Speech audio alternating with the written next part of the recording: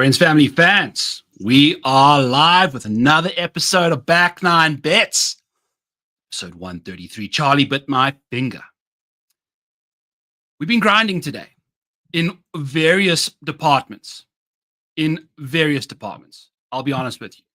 We've got some camera issues that we're dealing with. We got working on some stuff to make this look a little like I'm not streaming from a hideaway basement somewhere in the Midwest. I'm in a studio now. It kind of looks like. We're getting there, one piece at another thing. You know what I'm saying. Anthony always in the house saying hi from on X. And you see, this is how you be a great supporter of the show. You got to say hello from both platforms that we are streaming to, X and YouTube. I'd prefer if you jumped into the YouTube side of things. Hit the like, hit the subscribe. I'd appreciate all of that. Commentatoring nerd, my brother, howdy, howdy. Mikey, on the big screen, sniff that finger. I shall. Actually, this one's got some peanut butter on it from some dog food that I was feeding the pups earlier. So we rocking and rolling. God, you look outstanding so much. You too, Jack. I appreciate you. What's up, Joe? And let's go, people. Let's freaking go. New studio, new situation. We are rocking and rolling. I got Sweet Spot DFS, as you can see. I wouldn't get these shirts from him because they shrink. I'll tell you that. A couple months ago, it was fitting me totally fine. I don't know what's happened. All of a sudden, it doesn't fit me anymore. Just kidding. I'm fat. But we are rocking and rolling Fantasy Football Garage in the house. All right, folks, we got some serious bets going on. 2 placements, a bunch of outrights. We're going to find a couple more. I'm not going to hit the top 5s on all of these bets. We're going to try and maybe find some other value for the outrights to kind of hedge our bets in those positions a little bit better. We got Matt Stur from all the way from Sweden saying, go Ludwig. Let's go, brother. Go Ludwig. Hey, you know, if he starts playing some good golf heading into the Masters, I won't complain. The more good and talented golfers we can have at Augusta kicking ass, the better. So as you guys don't even know, this show now is brought to you, if you're looking in the description below and you're looking at the little bar thing going down there, ProfitX, baby. We are brought to you by ProfitX.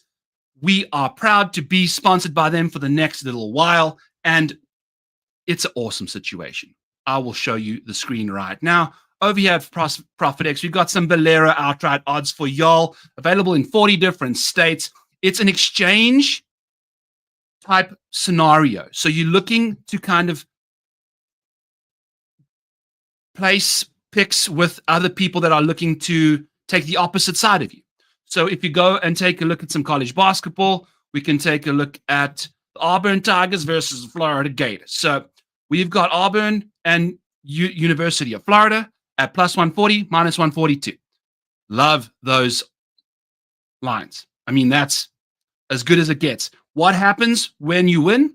ProfitX takes 2% of your winnings, which is not 10% of your winnings, which most books are doing before that happens.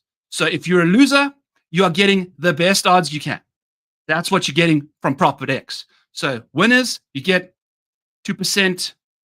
Losers, you don't lose nearly as much as you should at other sportsbooks. ProfitX, available in all 40 states, the best alternative to a sportsbook you can find. Link in the description below. Use code FGDegenerates, FGDegenerates, to get yourself 2% up to $300 when joining ProfitX. We'll be diving into some more stuff going from there. But before we do that, we're going to be always rocking and rolling through the model. You know the drill. We've got it filtered by upside. We're going to figure out where our bets are coming from. We've got John C. saying, might need to make a Connors Valero, Connors Masters parlay before Thursday. Good luck this week. You never know. What's up, big action? Cooking in the house over here. Love to see everyone having a great time. Half an hour mark, I will have a giveaway for you guys. So if you are new to the video and you're watching this post live, hit me up in the comments below. Who's going to finish DFL this week? First person to tell me who the exact person is going to be gets a free month into my Patreon. All the tools that you see on your screen will be available to you for complimentaries. I want you to come and see the wonderful world of the Model Maniacs. Discord and Patreon, basically the same thing. If you are interested in that, use code Valero50. Get yourself 50% off the very first month of the Model Maniac Patreon and come and join us. That gets you Masters for half the price. Cancel on me afterwards. I don't care.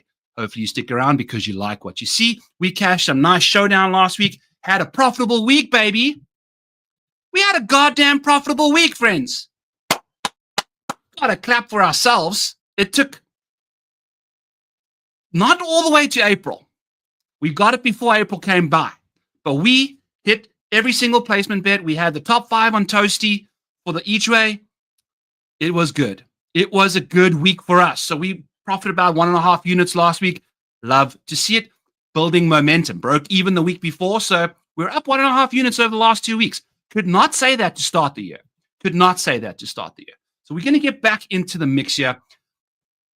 Let's take a look. We're going to hide some DFS points to start off with. We'll get into that shortly. Have a couple more metrics that are more relevant to the betting side of things as we scoot through the model over here.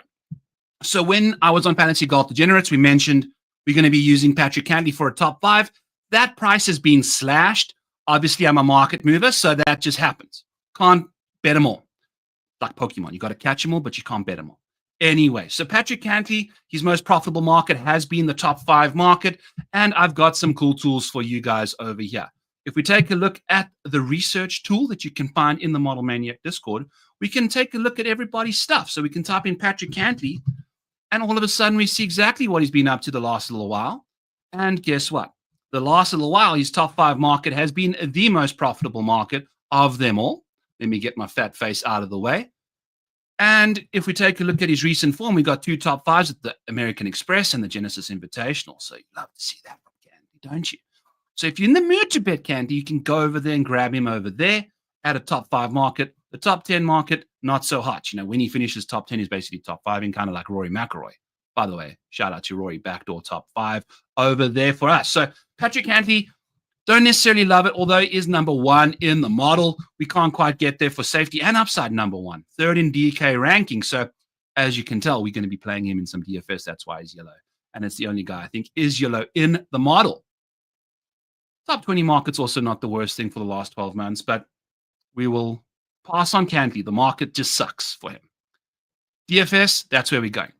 Ludwig Oberg, bet the top 5 as well for him. We'll leave him alone as well. Get to him a little bit later. Corey Connors looking like the chalk of the town. And we're going to kind of fade that chalk and go to him in the top 10 market. For Corey Connors, we can find a top 10 for plus 175. Pretty much anywhere you look, tires paid in full. If we click on Corey Connors over here, we can see exactly what cobbles. No, Corey Connors is where we're going. Corey Connors, his top 5 market is pathetic. He's had 1 top 5 in the last freaking eternity. I mean, look at this. For 2024, we've got 2 top 5s since 2024. We go 2023, you got to keep freaking scrolling. The 3rd top 5 was this week. The Valero. Got 1 top 5. 2, 3. Incredible stuff from Corey Connors. So leave that top 5 alone. Have fun with 30% Corey Connors, not necessarily top 5ing unless he does it this week like he did 2 years ago. But we like the top 10. And why do we like the top 10 particularly much? Look at what we've got for you guys. I've got now an event level research page that you can go and find out. And guess what? It's pulled up on Corey Connors. So we can take a look at what he's been up to the last little while. Clicking on names over here, we got the Valspar Championship, T8. Delightful stuff. The Players Championship finished T6. Arnold Palmer Invitational, he had himself a top 5. Finished 3rd. So the last 3 starts for Corey Connors, he has gained putting in all 3 of them. Actually, last 4 starts for Connors, he's gained putting. So the putter is moving in the right direction. You love to see that from Corey Connors. It kind of makes me a little scared this week, not going to lie, seeing that now. So you can go in there and check it out. If you want to take a look at the event name, you can go Valero, click that button over there, click out of the filters here, and you can see every single Valero Texas Open since 2018 for Corey Connors. As you can see here, he's gained strokes every single time he's played this golf tournament. He loves this place. So taking a peek at what he gets up to, you click on that tournament and you can see how the bars change around you. This is a dynamic research tool for you guys to utilize at your discretion. And I'm very proud to admit that that was what I'm being up to the last little while. So you got to look what's going on over here. So Corey, 25th last time they played, won it the year before. And then this was a nice little top final win in 2019. So we really like Corey Conners doing his thing, shaking that ass, and we'll get to some Siwoo Kim next in a little while. But plus 175 for the top 5. We will be betting Corey Conners to go in that market. Taking a peek at some comments over here. That was easy. 3 straight top 10s going for 4, says Commentatoring Nerd. Yeah, baby. Big action. I am also concerned about Berger winning, but his price has been chopped to the gills. So we are sweating that out. Maybe we got to go hunt down a placement market for Daniel Berger. Once we're done with our bets, we'll go there and see what's up. Twerk Capture and Sir Bongs a lot. My brother, what's cooking? What's cooking? John C says, if Chalk Connors is scary, wait till we bring up Chalk Cauley. Oh, all right. We'll get to him here shortly. Keegan, T20, plus 137. Book it. Love it. Rise in 5 bets. Chris, my man, I love it. Lee Hodges, have a great rhythm Sunday, top 10, and his odds are too sweet to pass. Twerk Capture looking after that Lee Hodges chalk as well. You got a lot of chalk coming on. Be careful. In the DFS streets, I like to bet the chalk. I like to leave the DFS stuff a little bit alone. We'll figure out where exactly we're going from then on out. But if we take a look at our safety ranking, which includes a lot more top 20s and a lot more top 10s for the week, Tommy Fleetwood finds himself second behind Patrick Cantlay, 4th for upside. So it looks like DK tends to match my safety rankings a lot better than they do the upside rankings. The upside rankings include top 10, top 5 positions a lot more than the safety, obviously. So that's what you're going to see there. And Tommy Fleetwood, as you can see, you don't get anything from Tommy Fleetwood when it comes top 10s, top 5s, and wins. He's never won on the PGA Tour. Won multiple times on DP, but never on the PGA. However, he is profitable in the last 12 months for the top 20 market, which is exactly where we will be going with Tommy Fleetwood. Tommy Fleetwood, top 20, minus 120, ties paid in fullage. That's where we'll be looking. If we take a look at what his profile looks like at this golf course, it's quite fancy. Tommy Fleetwood at Valero Texas Open last year finished 7th in his debut appearance. So we like to see that from Corey Conners. And then if we take a look at his, Tommy Fleetwood, take a look at his betting profile over here, get Conners out of there and type in Fleetwood, we can see exactly where Tommy Fleetwood's been successful in the past. And I'll hide his top 20 bet over here to show you that the top 20 bet since the start of 2023, if you were betting to win $100 every time you bet Corey Conners, you'd be up $670 in that market. Now, if you bet every other market, you'd be down a lot of money in those departments, $200 plus $280 in the top 10 market. So the upside from Fleetwood is a little lacking. But if you take a look at this top 20 situation, it's delightful. This is in chronological order, and we are just seeing green. I'm a Jets fan, but that's not Jets green. That's Tommy Fleetwood green for the top 20 market. That's profitable. Jets are not profitable. But we don't bring that team up on this podcast that much anymore. Commentating Nerd says he's going to do a top 20 on Fleetwood, but I've got some expensive guys already. The thing about top 20 is 20 of your bets can cash that. Top 5s, only 5. You don't want to be betting more than 5 top 5s for the most part, depending on the odds. Mike Yule says, just found Aberg and Fleetwood round 1, both bogey-free. Mike Yule is the bogey-free whisperer for round 1, I believe. I had a nice one with Sepp Straka and the boys back in a couple weeks ago. So, love to see Yule doing his thing. Aberg and Fleetwood. Well, let's take a quick peek here. No, we're going to stay on track. We are staying on track. We're going down the model, having a good time, chatting about our bets. So far, Corey Conners, top 10, plus 175. Tommy Fleetwood, top 20, minus 120. Ties paid in full. Got to make sure that those ties paid in full come in hot and heavy for us. So we like Tommy Fleetwood to do that. Hideki Matsuyama is interesting. 17% ownership is quite a lot for somebody that has really struggled the last little while. Take a look at his course history here. What did Mike say? Fleetwood and Aberg for round 1 stuff. I mean, if you take they're both inside the top 15 for round 1 strokes gained, by the way. So that's not the worst option in the world. But back to Hideki Matsuyama over here. Missed the cut in 2022. 7th place last year, 15th the year before, and a 30th in 2021. So decent course record, course history, not course record. Records at this course, whatever you want to call it. And for Hideki Matsuyama, we are struggling to take a look at what he's been up to the last while. So he's missed a couple tournaments. The Valspar in Houston has not been on his radar. Missed the cut at the Players in epic fashion because we were on him that week. Can't say I'm a fan of him. We haven't had a top 10 in a long, long time. Plugging in Hideki Matsuyama's situation here, it's been poor. Take a look at his top markets. The win market's the only one that's been profitable. Top 5 market, top 10 market's been losing. Since the century, we have not had a top 10. Take a look at the top 20 market. We had one at the Genesis Invitational since the Sony. So not even half the time for Hideki, and I'm sure the odds are negative for him. In fact, I can look up right now.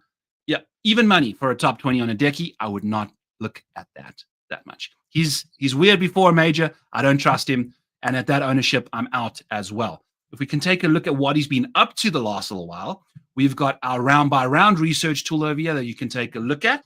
Hideki Matsuyama over here. And for the last little while, when he missed the cut at the Players, it was on approach. And the approach game has been ass. The driver seemed to find itself towards the end of the Arnold Palmer. Didn't lose with the driver at the Players, which he's always never done. He's played amazing there. So you can use these tools to do all sorts of stuff. If you take a peek here, we can kind of pull this up. This shows you his finishing position rates by like area on the leaderboard. You can see not top 40. He does that 1/3 of the time. Take a look for top 20s. He's inside the top 20, but not the top 10, 15% of the time. So you can really see what's going on. It's nice to see that he has 0. Where's the win column? Yeah. Interesting stuff to see there, but it's a lot of fun. The lead is the green one. So if you want to take a look at how his strokes gained were when he was in the lead, you click that box and then boom, all of a sudden you've got all those strokes when he was in the lead after that round. So it's a really cool tool. You can find all sorts of stuff. And with majors coming up, if you want to just take a look at what he's been up to in the majors, we can click the major button over there and ta-da, we've just got Open Championships, US Opens, and the works. Here's Hideki Matsuyama's pedigree. Incredible stuff, ain't it? So lots to like about this tool. You can use it for all sorts of stuff, showdown metrics, all sorts of jazz. I am very proud of what I've got up to over here. But enough about Hideki Matsuyama. We're not even interested in him, and we've been chatting for freaking ever about him. We're moving along swiftly. Akshay Bhatia is someone that I don't mind taking a gander at. Now, Akshay's top 10 market is going to be found at about plus 210. If we pull up Akshay's situation, we are profitable across the board for the big boy, the tiny rake, actually, not the big boy, the skinny malinky dinky dink. He might even be the most profitable bet in this field. He is. Wow.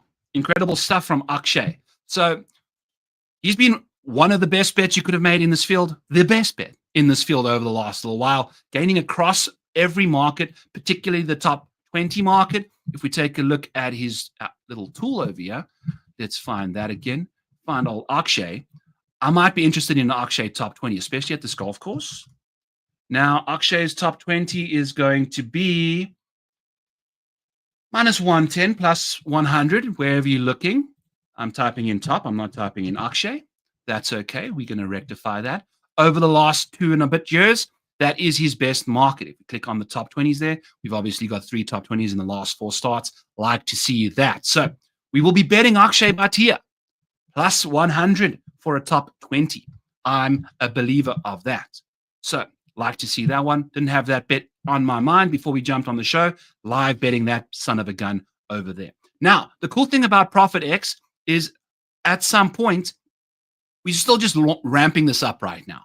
If I chose Akshay Bhatia at plus 100 for a top 20, you can pick against me. If I put that out there, I want to say yes, that he will finish top 20 at plus 100. You can get no for plus 100 on the other side. Would have been a great option for you guys to start the year because I've been sucking ass. But now we're starting to find our groove. So maybe you want to join me. Maybe you want to go against me. You decide. I'm not going to hate on you because guess what? It's just money at the end of the day. Yes, it's the lifeblood of your situation, but it's just money you can lose. That's the whole point about betting, is making sure that the money that you lose is money you can lose and afford to do so that way. So back to what we were chatting about here. Maverick McNealy has been one of the most sporadic hit and miss options you can find on this PGA Tour. We are looking at a guy who's been missing cuts. He's been finishing second, top 10 at the Genesis, top 10 at the Waste Management. And then we just have just random stuff happening. He was missing like 2-footers at the Houston. I can't tell you what's going on with his game. I don't mind him as a DFS GPP option at 12%, $8,100. He can absolutely pop for a top 10 at lowish ownership here. So I don't mind Mav as a little sneaky DFS option there. Sam Burns, brother, my man, what's going on? Started off the year great. Hasn't necessarily ever played the greatest year. 2021, he missed the cut. He's had 2 consecutive missed cuts at the Players and the Valspar.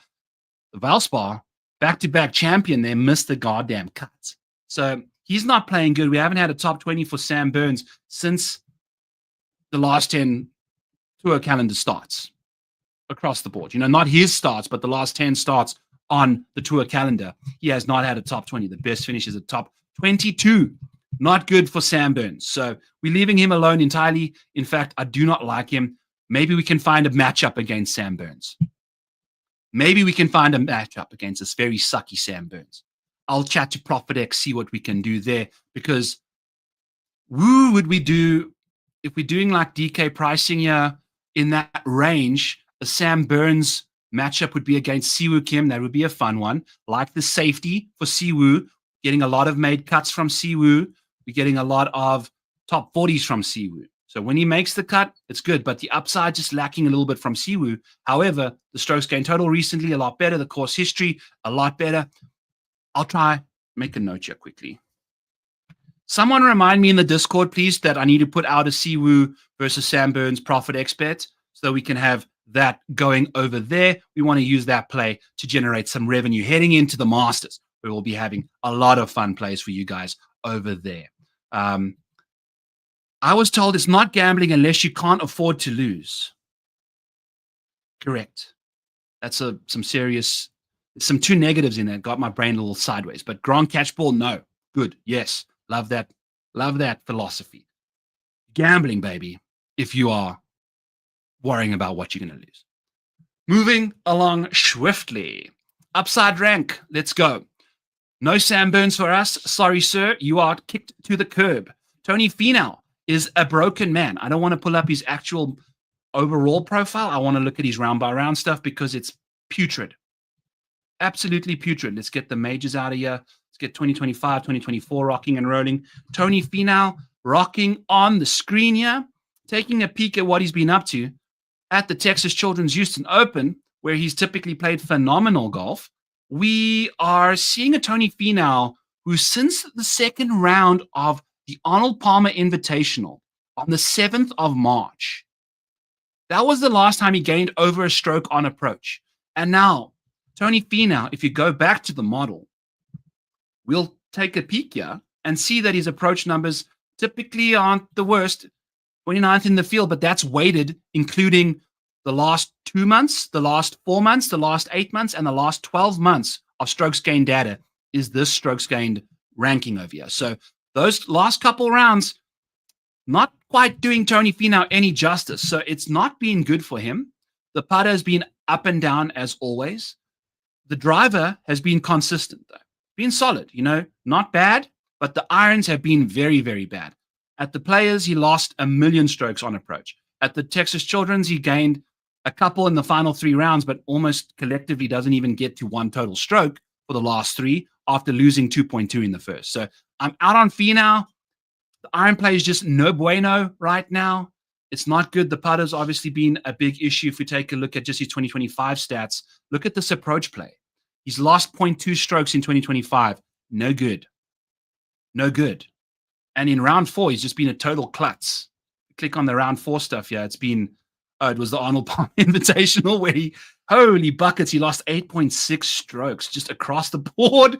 Catastrophe. So you can do some deep diving and get some funny results looking at these guys. So Tony Finau is an absolute X as well. Maybe we look for Siwoo, Tony Finau, Siwoo, Sam Burns going in that department there.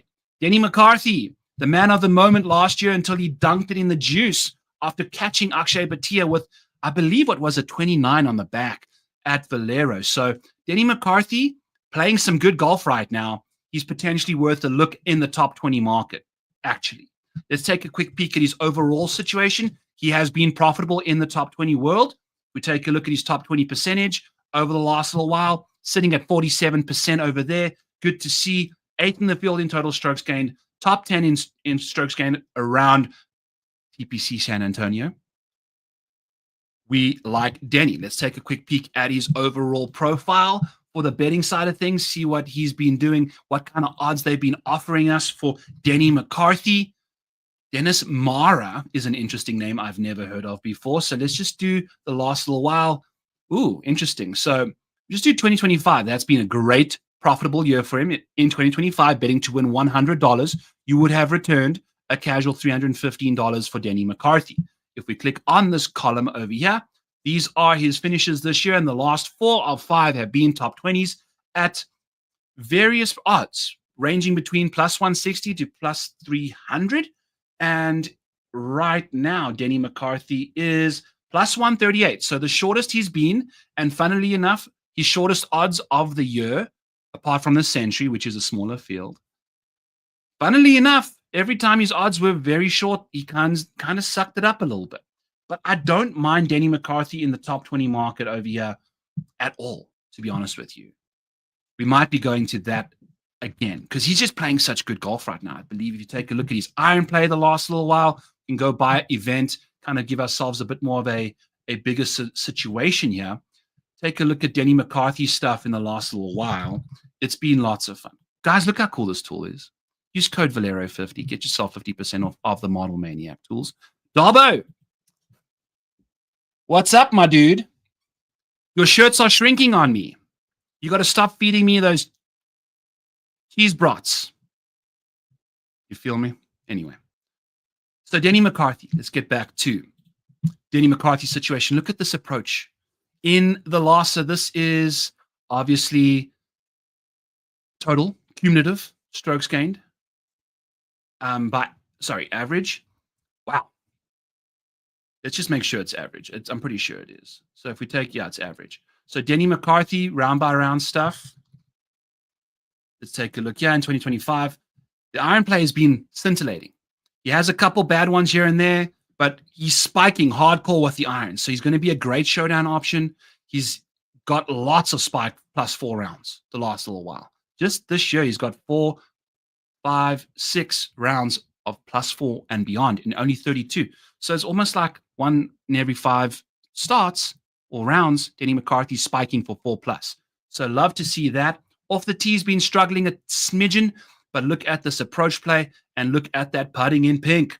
Those 2 boxes are a great combination for this week. Love what Denny McCarthy's been up to. If we take a look at that odds-wise, we know what Denny McCarthy's at plus 140 for a top 20. We are in because he's going to be quite popular. So maybe we just play him to the field, kind of do it. We're going to do a little orange here because we'll be playing him, but like the price, like the model situation, like the course history, like the recent form, you can't fade every single chalk option. You'll get your ass kicked. It might be 1 week every calendar orbit around the Earth and Mars and the sun that it happens where all the chalk doesn't cash. But the reason they chalk is because they're good. And the reason they're good is because they practice. I don't know where I was going with that, so we'll just leave that there. Moving along. So Denny McCarthy, top 20 plus 140. Let's go. We'll get to Keith Mitchell here next here shortly. Where's Keith Mitchell on the model? Where's Keith Mitchell? Is he even in the freaking deal? Keith Mitchell. Wow. Way down. So we'll get to him, but that already answers half your question there, Phil. Moving down the board. Denny having a top 20 year right. Yeah, exactly. So that, I love that commentary. We're gonna rock and roll with that. What's John saying? What about Sam Stevens and Denny? Like them outright? Any placement bets that make sense as well? There we go. Just answered your question for Denny over there. Top 20. We'll get to Sam Stevens shortly. Keegan Bradley. Hello, Keegan. Let's party, baby. If we take a look at Keegan's situation, we've got him ranked a little outside the DraftKings price. Slightly, nothing too cray-cray. 20% ownership at $9,500 for the US captain of the Ryder Cup. But we've got some solid finishes. 5th at the API, 20th at the Players, and then in his 2 appearances here in the last 6 years, he's got an 8th and a 23rd back in 2022 and 2021. So you are definitely seeing a lot of good things from Keegan Bradley. And I fancy Keegan. In fact, we fancy him so much that we have bet Keegan Bradley at plus 2,500. 25 to 1 for big Keegan to get it done for us this week. He is due for a win. He's a perennial winner. If we take a look at his profile for betting, if you've been betting Keegan Bradley for the last little while, let's take a look and see if he's been profitable in the win market. So obviously 2025, you're not going to be getting that. Since 2019. Why? Let's see. There we go. A little small screen for you guys, but we gotta make it work here. His win market's been fantastic. So not so long ago at the BMW Championship, he won at 100 to 1. Hasn't necessarily been in that market for a while. Obviously played some good golf to show us that. But he's typically finding a win every now and then. Last year had a win, Travelers Championship. 2023 he had a win. Scooting back to 2022, Zozo Championship he had a win. Beautiful stuff over there. Not seeing anything in 2021, nothing in 2020. Tough scenes. So lately, it's been good. The last couple of years, 1 a year, basically. So he's doing some good stuff in that market, like Keegan Bradley for that. And then the top 5 market's going to be good to us too. We take a look at the top 20, top 5 market in the last year and a bit. He cashes that every now and then. So we've got 3 on the screen right here since the Charles Schwab. We've got 3 top 5s at some seriously solid odds.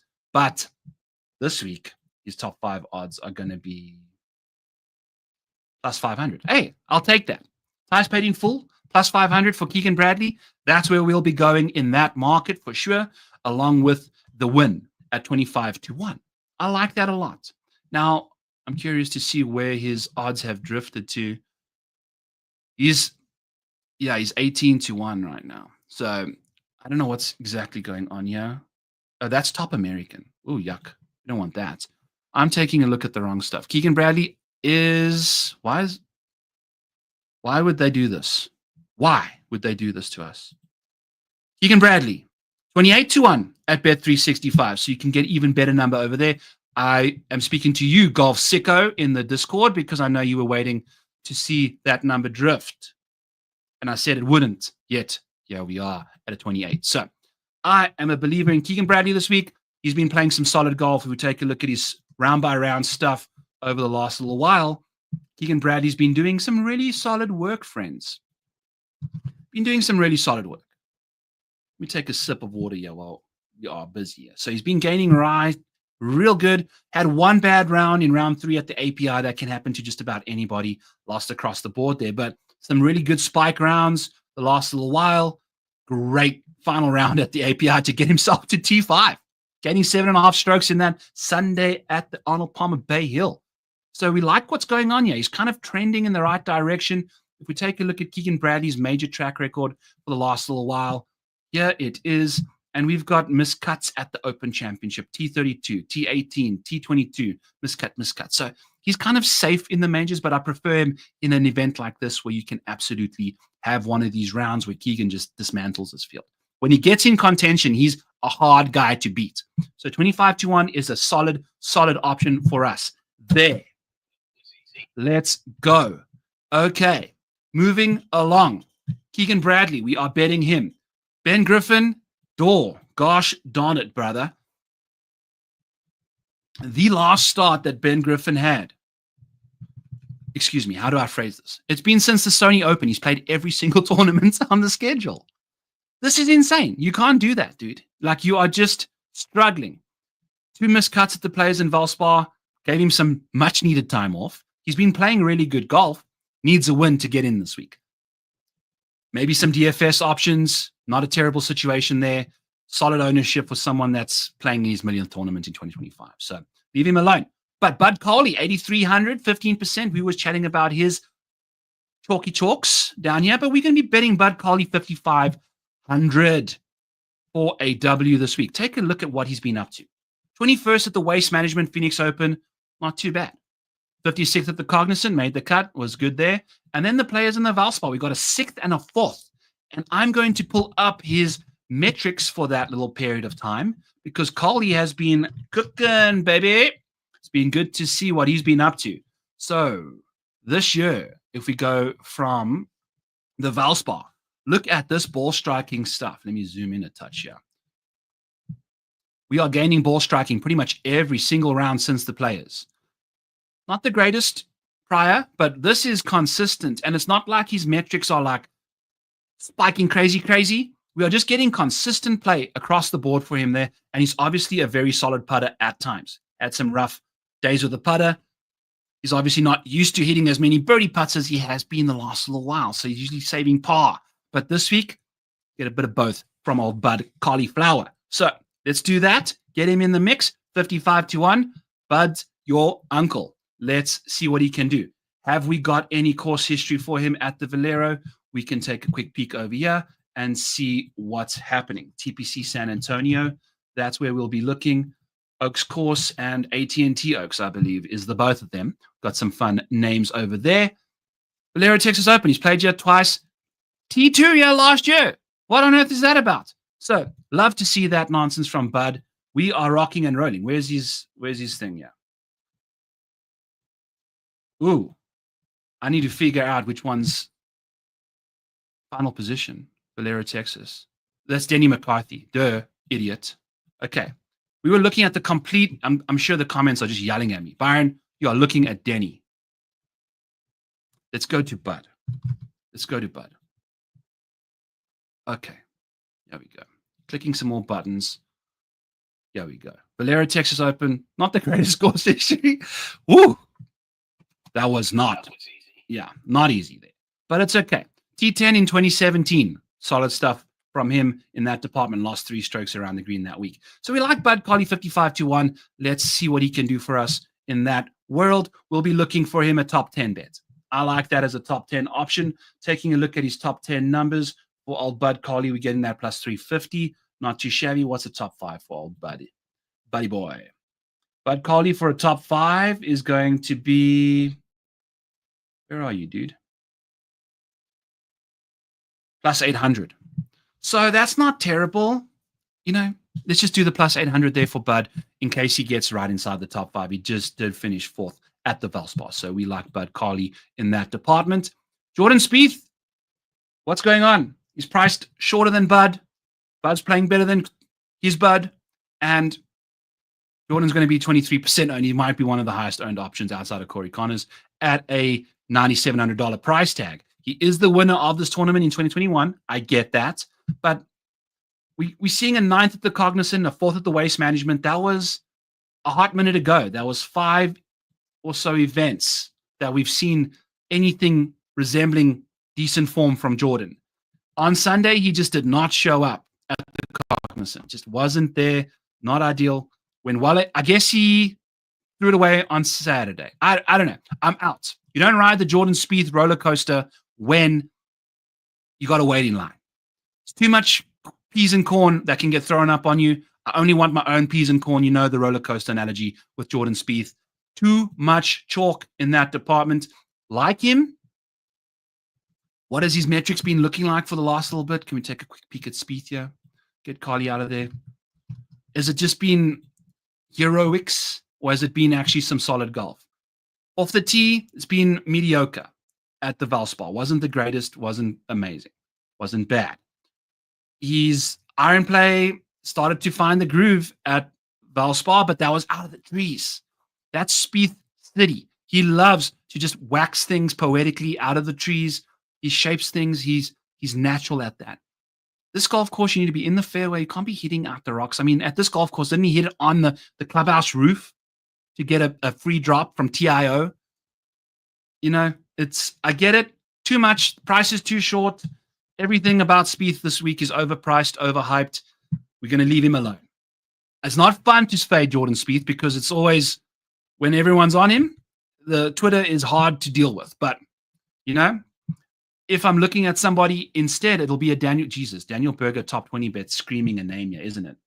Plus 550 for a top 10. Top 20 for DB straight vibing is plus 140. I fancy that. If we take a look at Daniel Berger, I'm just going to highlight him white because I'm sure we're going to be betting him in some capacity this week. His safety ranking is better than his upside ranking by a decent chunk. And we've got $2 profit for old Daniel Berger in that department. So love to see Daniel Berger finishing top 20. If we take a look at his betting profile, Berger has been quite impressive this year. Top 20 is exactly where you'll be looking. We've seen exactly that. 4 of his last 5 have been top 20s in a very similar price range. He's plus 140 right now, and he was plus 100, plus 150 at the API. I understand smaller field, but that's what you were getting. Plus 188 at the Players. So I like that bet for Daniel Berger, plus 140. And, you know, we might be leaning into him a slight smidge at $9,200. Get off of Jordan, take DB, getting a bit more safety from him. Jordan's speed safety ranking is 35th in the field. That's a nice pivot, if you ask me. So I fancied him. We are getting the same kind of safety versus DK price for Daniel. We'll be betting him top 20, sneaking him in a couple lineups at $9,200 over there. Matthew Fitzpatrick has done diddly squat since he's blocked me on X. So he might want to unblock me and maybe start playing better golf again. That's just my opinion. I'm not necessarily going to tell you if that's the truth or not. So commentating says he's on the Berger top 20. By the way, I told you guys I was going to be doing a giveaway, and I didn't do that. So here we are at a 40-minute mark in the show. I have a question for you. This week in this field, I don't want to hear about other guys who aren't playing.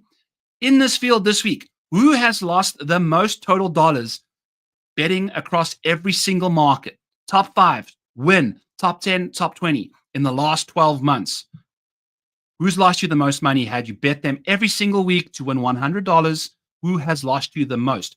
First person to give me the correct answer gets a free month in the Discord. Mike says it's Hideki. We'll keep on waiting for more answers to come in here, and I'll give you some feedback. Joanne says it's Fitz. We'll see. Seth says it's Svensson. We'll see. I wish I could play. Hey, so what I've figured out, by the way, while we're just vamping over here, hit me up with what's going on for the most expensive golfer, the guy that's cost you the most money in the last 12 months for a free month in the Patreon Discord for me. We are doing in the Discord, for the Discord members, a worst DFS lineup contest. So the winner that has the worst lineup, a fade type situation, gets a free month in the Patreon as a member. So nice little reward there for telling you guys I appreciate you guys' support. So use code Valero50 to get into the Discord, and then you can grab potentially a free month going forward if you win the contest. If you win 3, you got to cash them in. You don't get the free month. But if you win 3, you can get a free year. So the guy that won it, DJ Uncut, went ahead and cashed his in for 1. So by the end of the year, if he gets 2 more, he's got a free year of the Model Maniac Patreon as well. So congratulations to him. I appreciate all of you guys that support me. The comments are coming in kind of slow here. Evan says it's Rogers. Nothing that you guys have said so far is correct.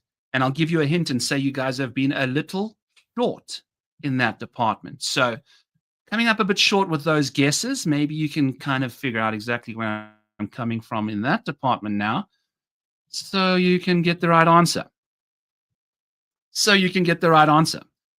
We've got multiple options this year. 8 guys in this field have lost over $1,000 if you've bet them in every single market, which obviously you wouldn't be doing. It's not Max Homer. There we go.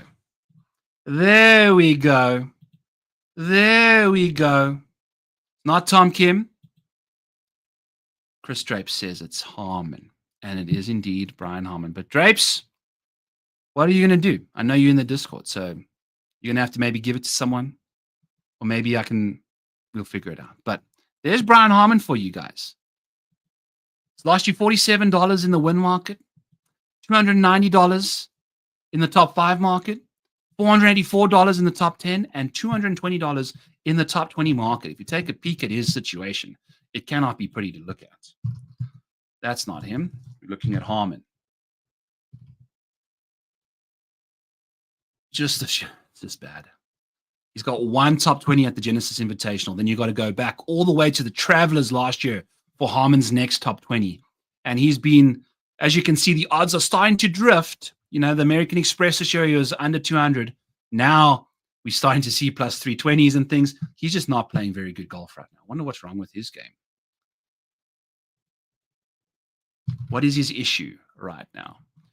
His issue for Brian Harman is the ball striking. Can't figure out the irons. Can at times, can't at times.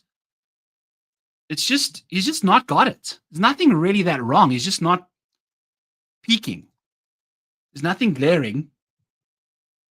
Apart from his approach play, which is fractionally under over here for the last little while. I guess if we just do this, everything's above par for the last 13, 14 months. It's just not enough. It's 0.3, and that's just barely doing anything. So, zero upside. Nice one, Chris. Maybe I'll just give you a free month. But I guess if you're in the Discord, you can use the tool to figure out exactly what's going on. So we're going to have to figure out what's going on. Yeah. You guys need to just stick with the bad contest that I'm making for you guys over there. All right. Back to what we were chatting about here. Get these shitty golfers off our screen and go back to where we've seen some impressive golf. Fitzy, we're out. We spoke about that already. Just got nothing good going on in his game. His situation has been a 10th place here last year, but we haven't got a top 20 in any of the last calendar starts for the PGA Tour. Ugh, yuck. Not going to work out there. Justin Lower, great DFS option. 17th in upside, 56th in safety ranking for the model over here. So Justin Lower is a definite DFS consideration. We've found that to be of some success in the past. 25th here last year, made the cut in 2023, finished 70th, but he's been all over the place the last little while. So he's going to give you some serious pause to click. But if you're playing him in a GPP, I wouldn't say you play him in a single entry, but a GPP with lots of lineups, sprinkle him in there. Sprinkle him in. Tom Hoagie finished 12th here in 2021, showing up now for the first time since. Finished third at the Players. Did old Hoagie. God, he loves that golf course, doesn't he? Nothing much to write home about from outside of the Pebble Beach T17 that he had over there. So playing at golf courses he likes, maybe that's not a terrible option for Tom Hoagie at $7,400. We do like to bet him top 20 in that market. It's the only market he has been profitable in, but he just hasn't shown us enough the last little while to get to that. So we'll be leaving Tom Hoagie alone. Next up on our comments and banners and bloody hardies is Justin Rose. There's a 90-1 out there for old Rosie. I don't understand what the deal is and why people don't like Justin Rose. He's 90-1 to win a golf tournament. If you take a look, I guess he is playing for the first time here, so no real course history. But he's only really played like 4 or 5, 6 times this year. We've got multiple missed cuts, but when he wasn't missing the cut, he finished third at Pebble Beach, a short positional golf course, and then 8th at the API. So that's 2 spike performances for me from a golfer that's got some pedigree, from a golfer that's shown us. Let's take a quick peek at his situation from a strokes gained situation here. Justin Rose. Oh boy, are we going to have too many Justins here? We probably are. There he is. Cool. So Justin Rose in this year, let's just click 2025. The off the tee game has been ass. This week, just keep the ball relatively in play. Don't have to worry about it too much. It's just he's been losing fractions. He's an old man. He doesn't have most driving distance in the world. It's okay. But look at the iron play. It's been pretty damn solid outside of the Players. There's lots of water there. Anything can happen. The putter, when he's putting well, he putts well, baby. Tons of spike potential with the putter over there. So when he was at Pebble Beach, it was pretty much across the board that he won some solid strokes gained. So at this price tag, I'll be betting him at the freaking Masters as well. 90-1 this week, 150-1 to win the Masters. Give me Justin Rose and give me the top 10. We'll be knocking at that top 10 for Rosie in a big way. It seems like he's been cashing that for us solid the last little while. It's not been the best market for him there, but this year he's been profitable. You know, that's the thing. His odds are so shit. You can just bet him whenever, and he cashes those bad boys for you. What on earth is going on here? So we go top 10, and we've got the 2 top 10s this year. Love that. So solid. At plus 650, at plus 850, plus 500, plus 800, 12-1. top 10 right now for Justin Rose as I scroll down the odds board over here. Past Jake Knapp, past Tom Hoagie, 7-1. Love it. Give me the top 10 for Rosie, 7-1. We're rocking and rolling with that as well as our hedge type situation. Then Jake Knapp is next for us, or let's just go to Tom Kim. Sorry. We'll just rock and roll with him. Justin Rose, we betting. Tom Kim, we betting. If we take a look at what Tom Kim's been up to, it's all short-term stuff. That's the reason we like him. He's been terrible in some departments, but Tom Kim has been really fancy on the approach side of things in 2024. Take a look at these bright green numbers in this approach column over here. Valspar Championship, we were gaining on approach nicely. Gained a ton of strokes on approach at the Players Championship. Had some solid rounds at the Genesis Invitational prior to a round 4 stumble. So the last 3 tournaments have been really impressive on the approach side of things. Take a look at 2025's metrics. He's gaining 0.9 strokes on approach over there. That's good to see. The putter has been ass. That's okay. It's 45-1. When Tom Kim spikes, he does things well. So if you take a look at when he's won in the past, his putter has done good work. That's where he does the majority of his damage, being, you see the putting over here in the pink column. That's his best column when he's won these tournaments. So that's how he putts his way to victory. It just happens randomly. We don't necessarily know when it happens, but when he does putt well, tends to just roll with it and get it done. So Travelers Championship, he was in the, obviously, playoff bound. So putted nicely, kind of in round 1. Kind of lost the completely opposite of what I was saying. Yeah. But overall, we got some good putting performances prior at the Shriners, the Wyndham Championship. Great spike putting rounds there from Tom Kim at 45-1. So that's where we're going over there. Thomas Kim, the tank engine, 45-1. Moving along swiftly. We are going to the next guy. I need to take a sip of water. It's been a long show already. Okay. I'm glomming onto Andrew Novak over here. From his 3rd place at the Farmers, from his 13th at Pebble, from his 13th at the Genesis Invitational. The rest of the time has been pretty poor. Missed the cut at Houston last week, was like 5 or 6 under par, on pace to go finish first round leader. Womp womp. Finished around even par. Wasn't the greatest finish there. But we're going to be going to him at 70-1. Got spike potential. We are looking at this Genesis Invitational waste management situation there. He is the guy we're looking for. If you're taking a look at his course history here, we got a 9th place finish 2 years ago. So he knows how to play this golf course. He's very solid around the greens. That's his main key strength area, is around the green play. He's 16th in this field, 28th in short game. Like to see that from the man. He plays hard and medium golf courses very well. Hellish golf courses that are over par per round, not so great. So we need to just find this golf course playing slightly under par on average, not too easy, but he's breezy when it's medium and hard. So I like that a lot from Andrew Novak. We are going to go 70-1, big Novak of the Andrews. What's commentating? Oh boy. Evan says, what's happening with Grier? We're going to chat about him shortly. He's the most mid golfer. He is very mid, but he's not a bad course fit, yeah. I feel like Rosie's upside to disappoint you is super high. Sure. Darbo. Small hands, Tom Kim. Small. Thank you. It's getting there. Not quite like yours. Yours looks very, very crisp. But, for a man of my caliber, I appreciate that, Use code VALERO50 to get in the Patreon there and enjoy these wonderful tools that I'm sharing with you right now. Harry Hall, remember we were saying how crazy his Sunday rounds have been? This is just the craziest thing.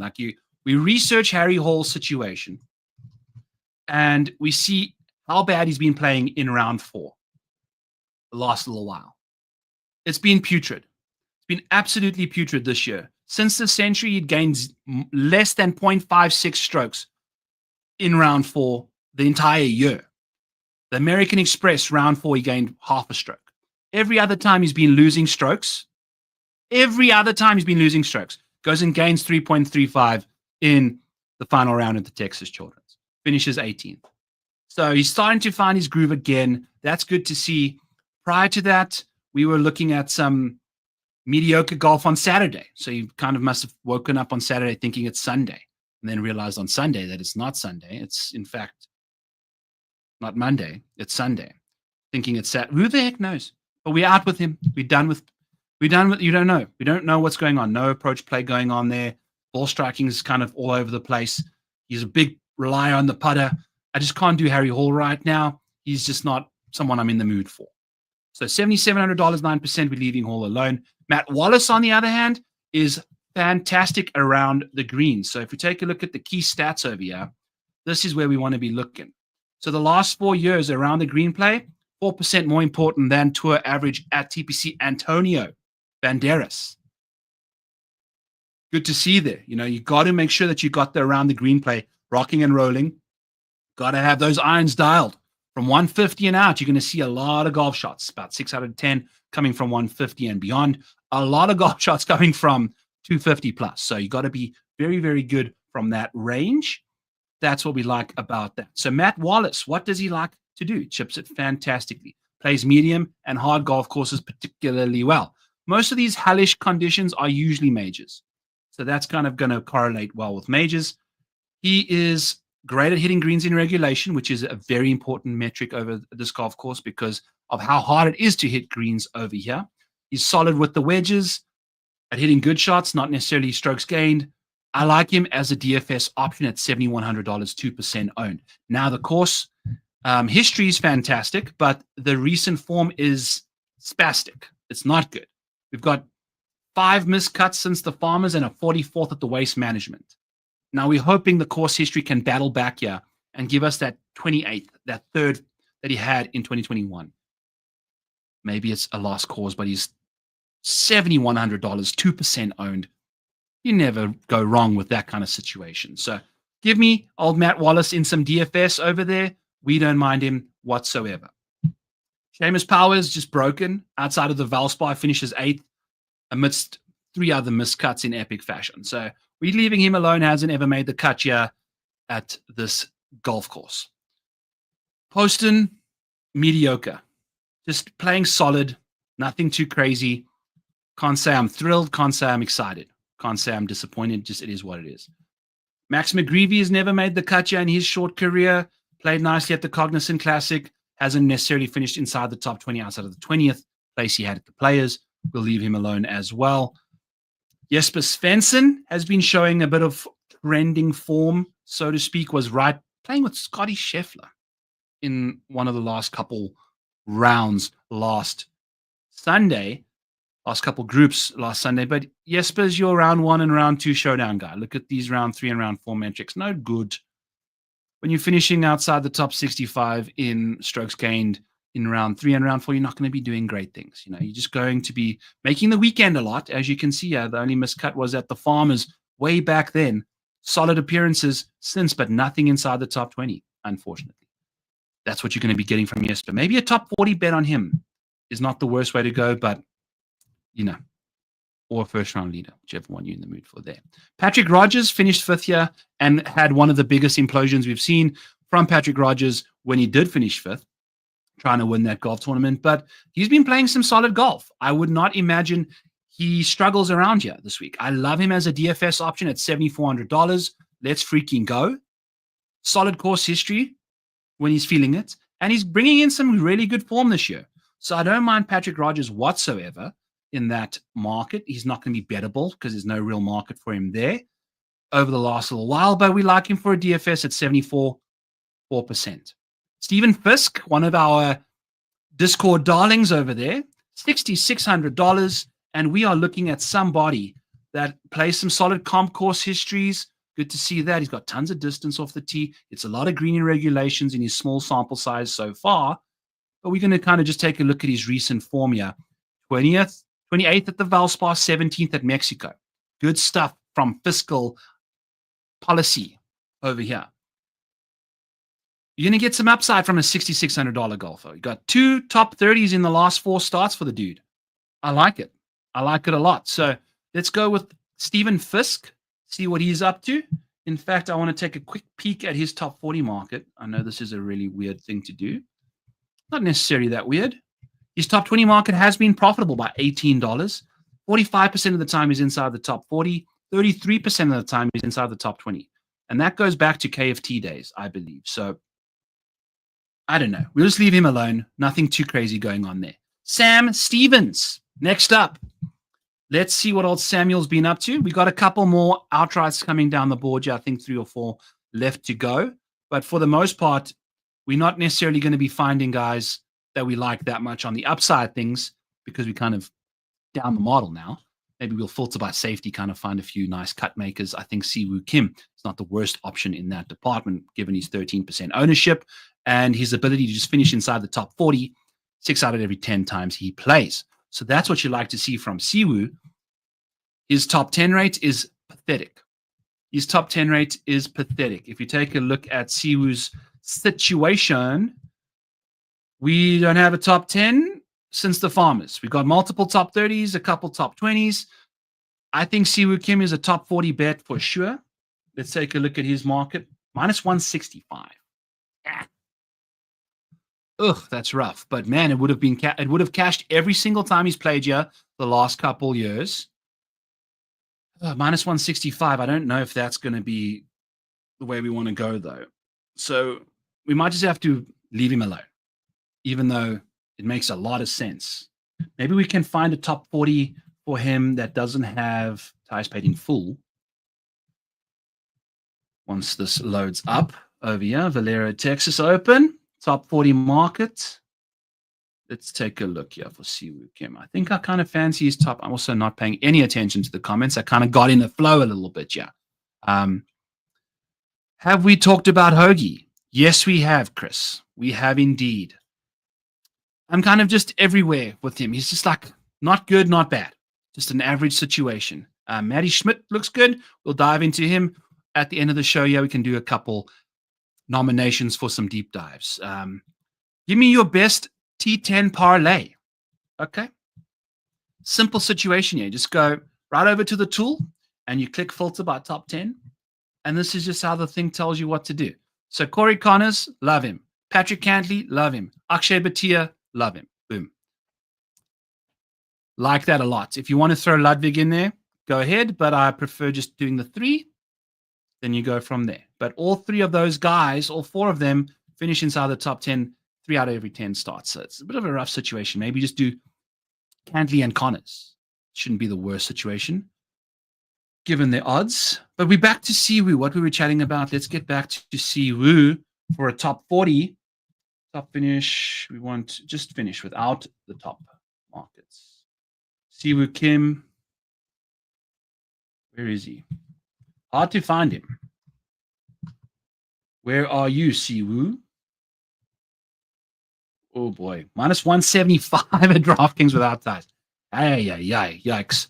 Yeah, that market's nuked. We can't really necessarily. We want to, but I don't feel like laying 165 on Siwoo. What else are we doing here? Sam Stevens was a guy I wasn't in the mood for.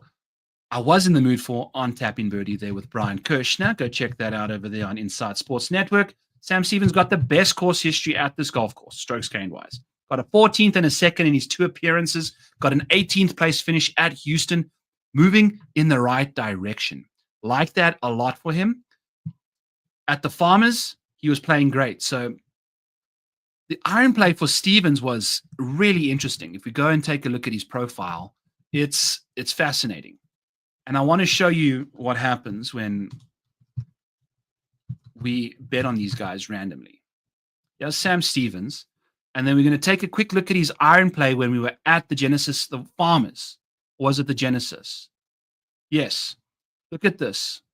So the Genesis Invitational, these 3 these rounds over here.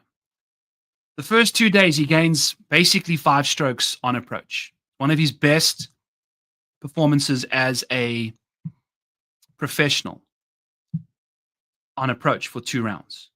Then he goes and loses 4.2 strokes the next 2 days. After having his best 2 days in a row, goes and loses us that way. So I don't necessarily know what happened. And then since then, it's been rough.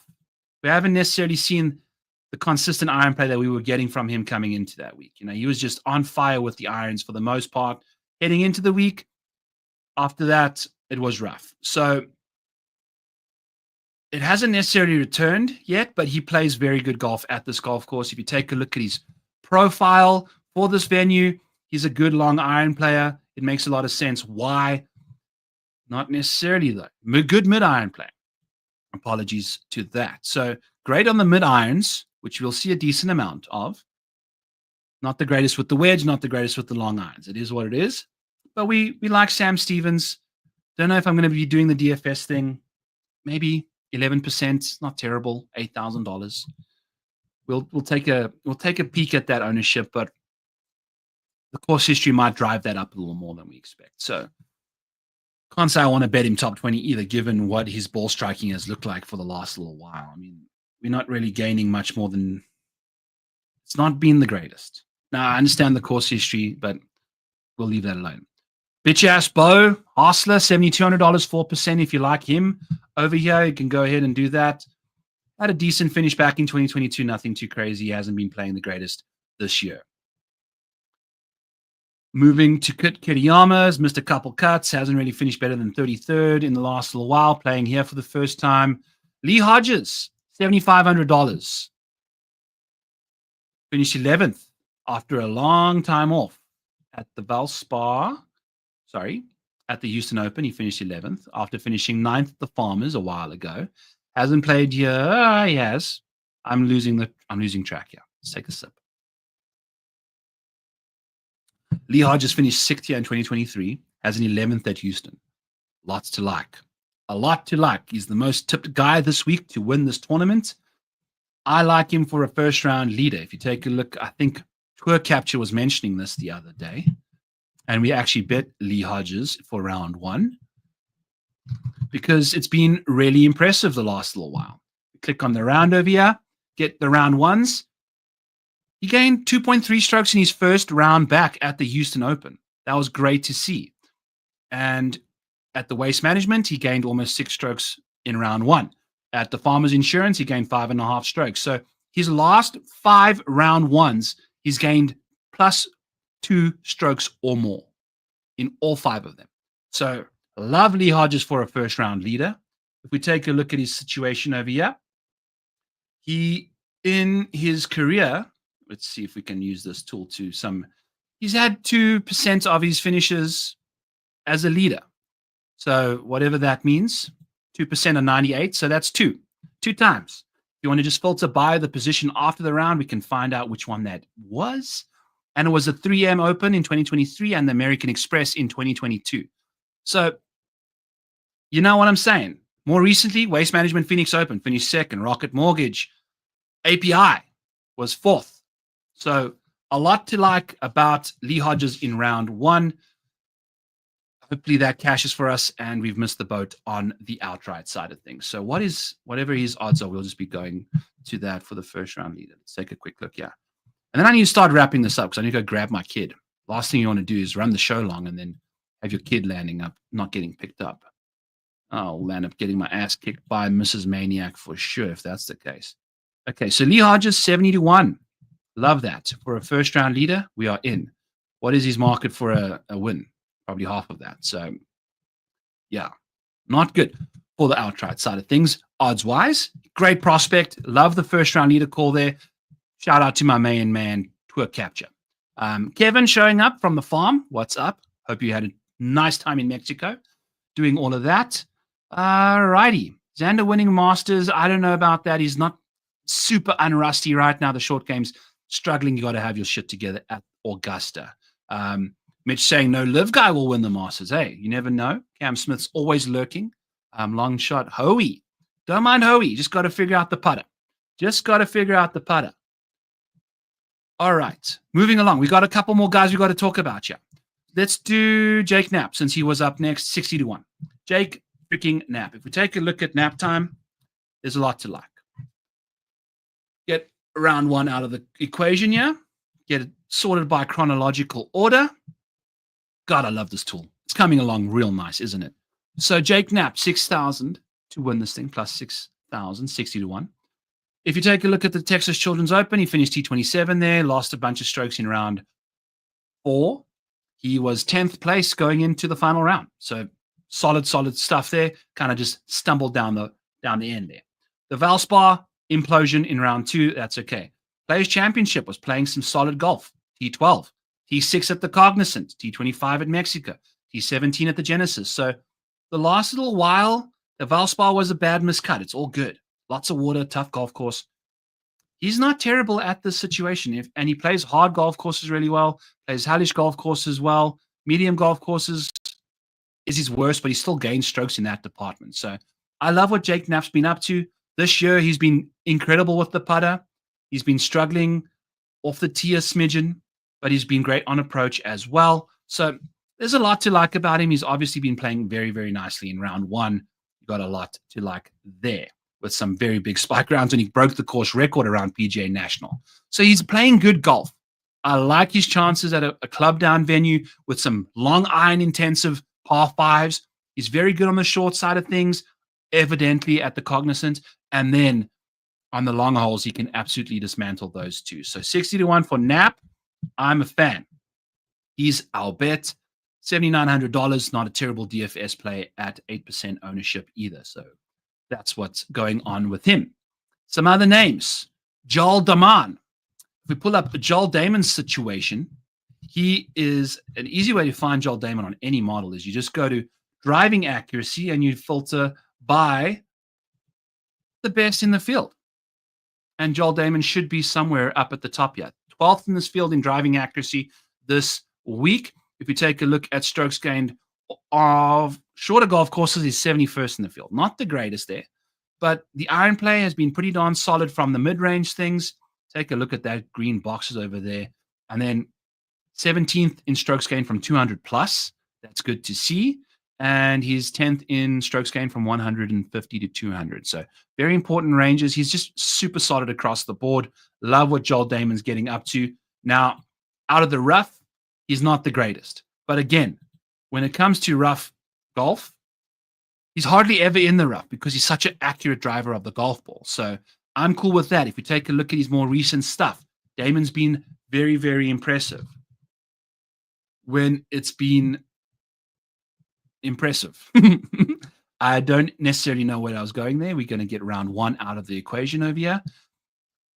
Finished T18 at the Texas Children's. That's lovely to see. Gained a bunch of strokes after round 1. As you can see here, Joel Dahmen in 2025 has lost strokes in round 1 pretty much every single time he's played it the last little while. It's not been great. Gets off to really slow starts, but then he kind of fires it the hell up in round 2, gets his ass back in gear, and off we go.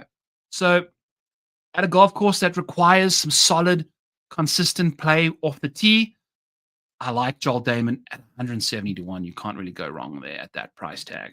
Then we're going to put Ryo Hisatsune per Darbo, Sweet Spot DFS, who will be doing his show shortly after this. If we take a look at Hisatsune, he has been really, really solid on the approach side of things this year. Take a look at the iron play. It's been very, very nice, gaining a quarter of a stroke there. If we take a look at his more recent stuff, lost a bunch at the Texas Children's. It is what it is. Was striking the ball quite nicely at the Valspar early on, and then kind of lost the plot over there, but still did some nice work with the short game when it needed to happen.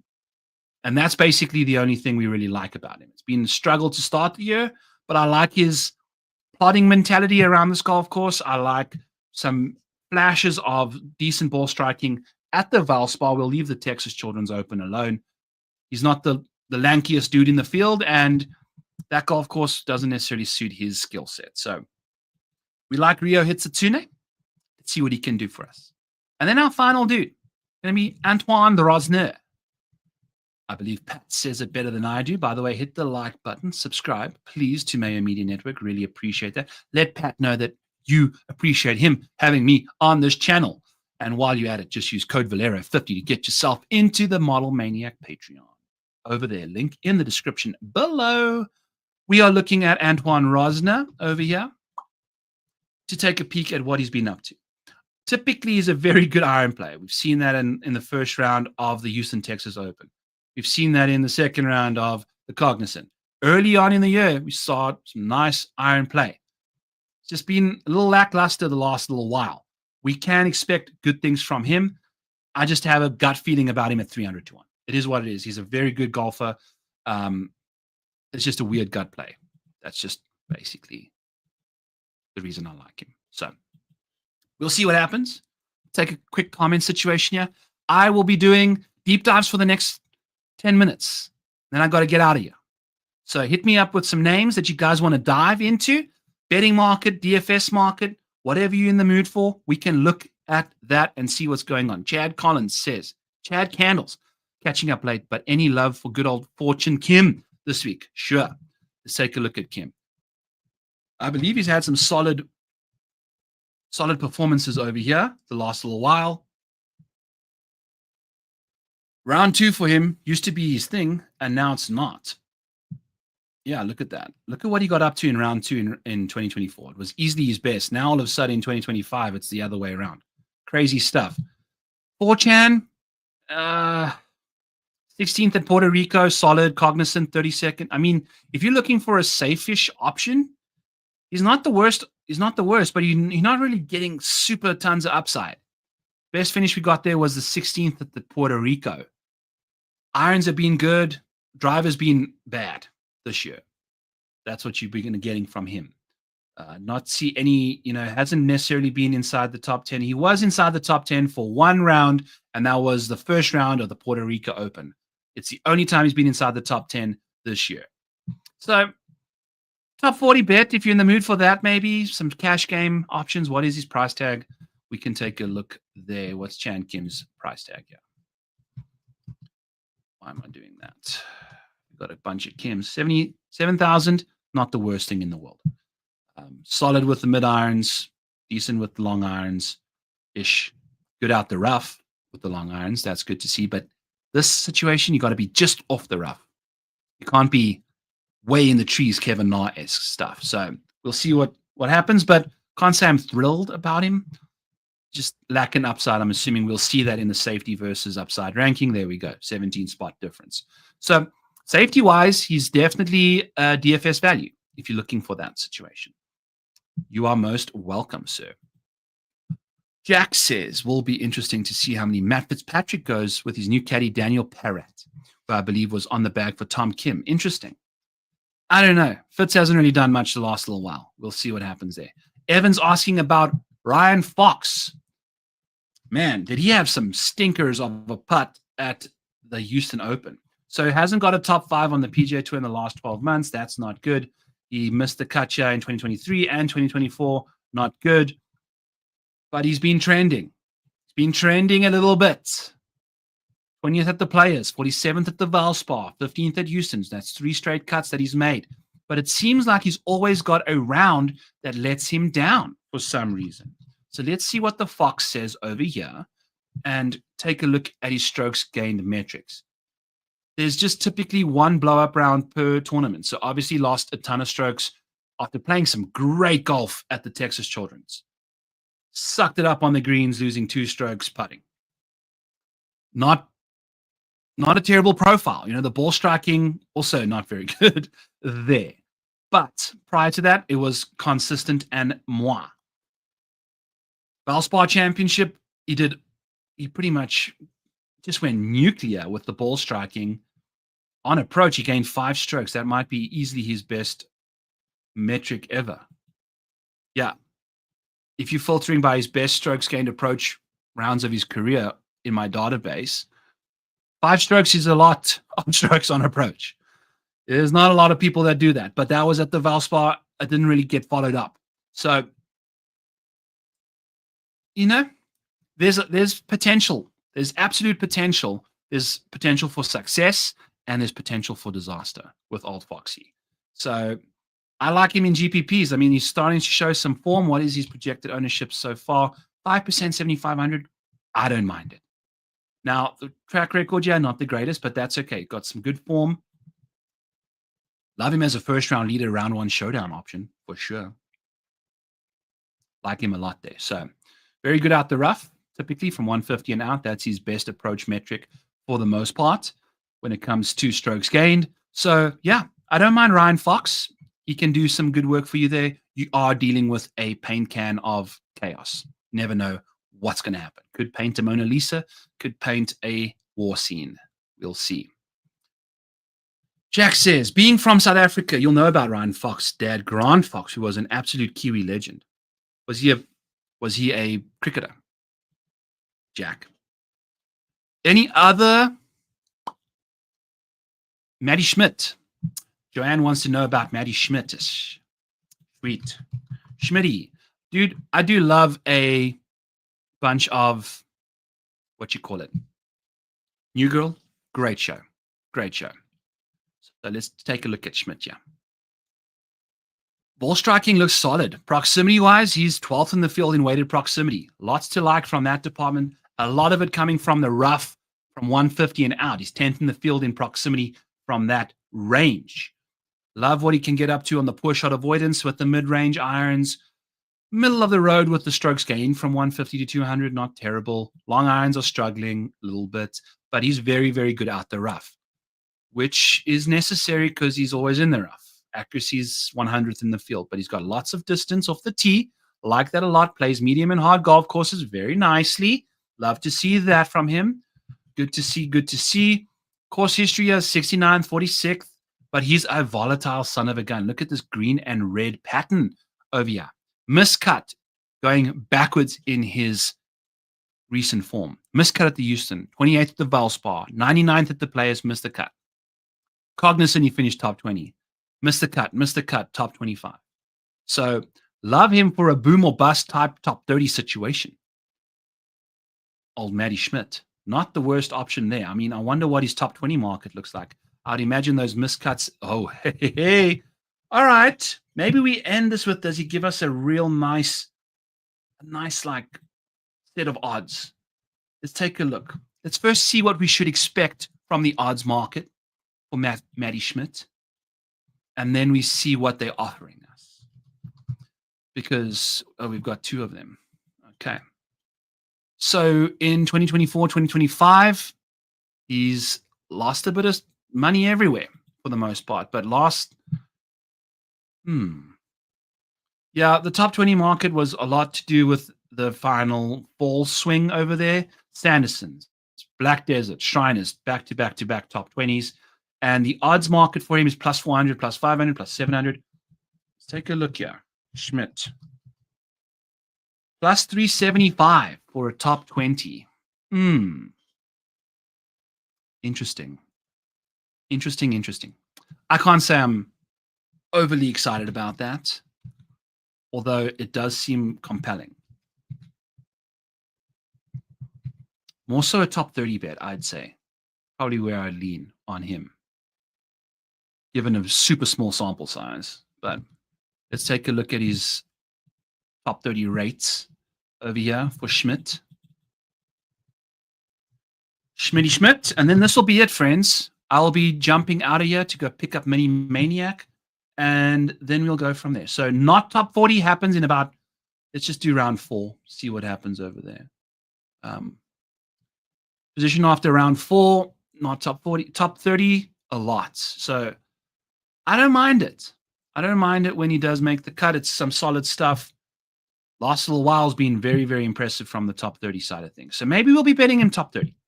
Keep an eye out for the betting card I pop out there. I need to still decide if I like that or not. But till then, what's up, big deal? Storms are coming tomorrow. Stay safe. I know. This time of the year is the worst when it comes to the weather. Rugby union. I feel you, bro. I feel you. All right, people. Masters next week. Grab the Model Maniac Patreon in the link below. Sign up to ProfitX.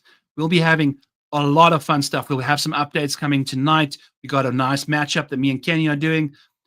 We're going to be teaching you guys what to get up to on the ProfitX side of things. They get yourself signed up, get up to $300, 2% on your initials over there at ProfitX, link in the description below. It's going to be a great week at the Valero. Looking forward to a primer to the Masters. Lots of good content coming out for the Masters.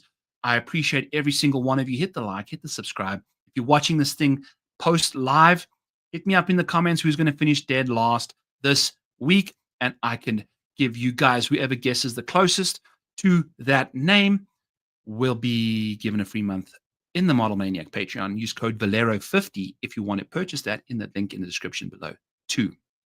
Let's have a great week. Let's hit a winner going into the Masters and hit a winner at the Masters and have ourselves a goddamn day. I appreciate every single one of you. That was easy. You guys stay breezy. We'll catch you guys for the Masters next week.